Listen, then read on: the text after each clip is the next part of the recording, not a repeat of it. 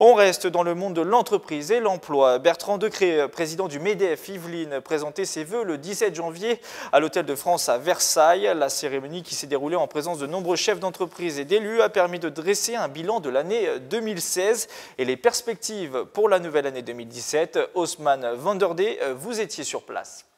Eh bien, pour le président du MEDEF Yvelines, Bertrand Decré, l'année 2016 a été une année difficile pour les entreprises. Elles ont dû batailler, notamment avec les partenaires sociaux à cause de la loi El Khomri. Et puis, en 2017, il souhaite concentrer ses efforts sur la formation. Écoutez-le. Et les vrais problèmes, j'en ai parlé aussi, sont des problèmes de la formation de nos concitoyens.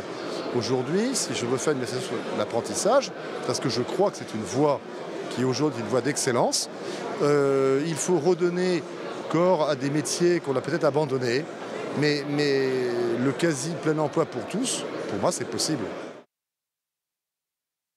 Électorale de 2017, Bertrand Decré l'a dit durant son discours, le MEDEF n'a pas vocation à soutenir des partis politiques, il compte quand même avoir du poids sur les prochaines échéances. On aura des points, et je vous l'ai dit dans le discours, importants, des points clés, baisse des charges pour regagner des marges et de l'agilité, l'investissement, un droit du travail plus assoupli, une fiscalité assouplie et une formation aussi.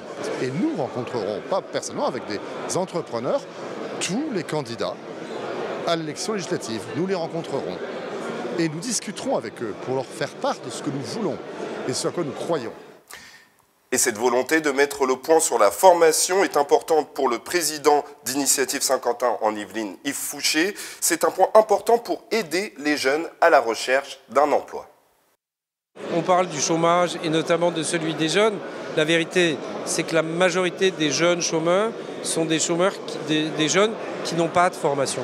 Donc il est déterminant pour eux d'abord, parce que s'ils veulent trouver un job, de plus en plus de travaux nécessitent un minimum de formation.